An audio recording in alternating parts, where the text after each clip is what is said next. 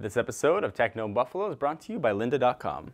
What's up, everyone? Welcome back to the episode of Rumor Roundup. I'm your host, John Rangers, the show where I take all the tech rumors from the week and I dig through them, I pick through them, and I figure out what I think is the 3 to 5 most interesting rumors of the week. This week, Google is trying to get in your car. It's not enough that they're everywhere else.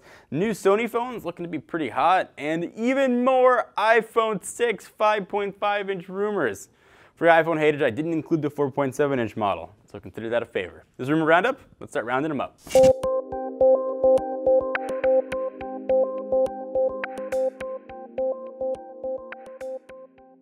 Let's start with the big G. According to Auto News, Google has plans to unveil its own in-car solution coming up at Google I/O, really just next week. It's not really a big surprise, given Apple has also been showing intense interest in what you stare at while you're driving.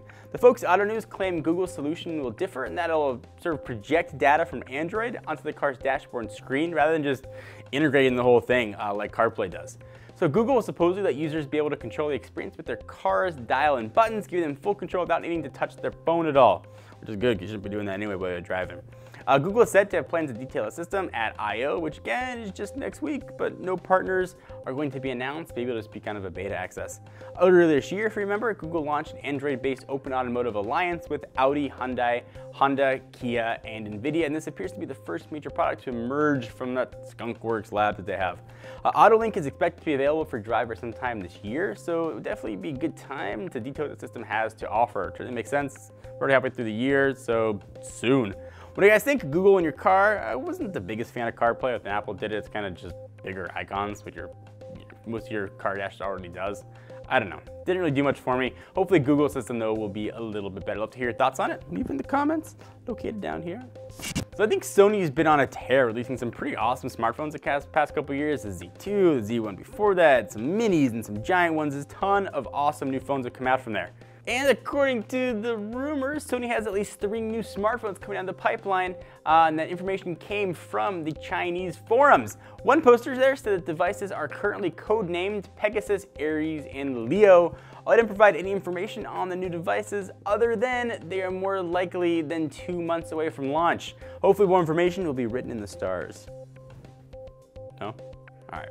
So that's actually a bit of a hint, however, since September is just over 2 months away from now, and that's when the IFA, or IFA trade show, kicks off in Berlin. Last year, Sony used the show to unveil the Xperia Z1. Since Xperia Z2 was already announced in Barcelona back in February, it's possible that one of the coding devices is the Xperia Z3, or Z3, so don't yell at me, which might make its debut in Berlin. The other 2 mid devices are probably going to be mid-range phones to sort of meet the more affordable market. We might see an official Xperia Z2 compact at the exact same time, though we really don't know. But what we do know, however, is that there's room for Sony to improve its handsets in this coming months. With the LG G3 out now and its crazy Quad HD display, it's possible that Sony wants to match that with a Quad HD handset of its very own. It's also possible we'll see the Snapdragon 805 processor inside of the device, which is likely to hit the market very, very soon and start flooding high-end devices. But don't worry, we will be at IFA in Germany, so when these devices do come, we'll have video, hands-on, and just get all geeky over them, just get our greasy hands on the screens. I think Sony's made some of the best screens out recently. I would love to see what they have coming out with sort of Quad HD. I think would look awesome, as long as they don't sort of obscure it with waterproofness. I think they could really have a home run on their hands.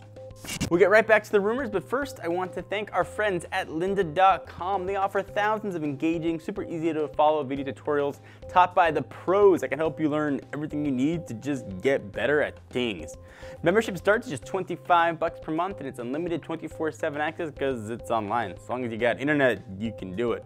You can learn from tiny little tutorials or giant comprehensive courses, things like web design, programming, photography, business courses, audio, video, 3D animation, and a ton more. New courses are added every week, and the library just gets bigger and bigger. Watch lynda.com on the go from your computer or tablet, or really any mobile device. Give them a shot for 7 days by visiting lynda.com/technobuffalo. That's lynda.com/technobuffalo. Back to rumors. And last but definitely not least, Jimmy Lin. And I kept saying Jeremy Lin every time I read this. It is Jimmy Lin, not the basketball player who plays for the Rockets. He is a Taiwanese superstar who brought us some of the very first images of the iPhone 5C, obviously not recently when it was first getting leaked. And last week, pictures of the alleged iPhone 6. He's got a new picture to share. Lin recently published a photo to Weibo that shows a giant 5.5-inch iPhone 6 next to another iPhone, presumably the iPhone 5S, which he's fixing because it's got a cracked screen. Sad face, Jimmy. The device is clearly much more in the phablet territory, which has been sort of dominated by Android phone makers and some Windows phones recently. Apple might enter this fray sometime this fall with its newer and larger, beefier, maybe more sexy iPhone 6, which will complement a smaller 4.7-inch iPhone 6, also expected to hit in September. If you look super close, like this, we don't know if it's a dummy unit or a real unit, but we can also see appears to be Touch ID around the home button. I mean, the fingerprint reader isn't being sacrificed at all, so that's good. You wouldn't expect it would be. They got more real estate. We don't know if this is legitimate, but you know, Lin said accessed earlier devices in the past, or at least very accurate dummy units, so I don't know, it might be true. You can also see the power button's been moved to the side and sort of other small tweaks, but it's a bigger iPhone, which people have been wanting. At least Apple now looks like they're gonna give you choice, 4.7, 5.5. I personally want giant phones, but that's just me. Looks like it's coming and coming soon. You know, maybe an announcement sometime in August or late September. Get your hands on whatever is gonna be running iOS right out of the box. Thank you guys for watching the episode of Roundup. Hope you enjoy. I always love making these videos. Check us out at technobuffalo.com for the latest and greatest tech news. Until then, I am John Rettinger from Techno Buffalo, and I will talk to you in the next video. Bye-bye.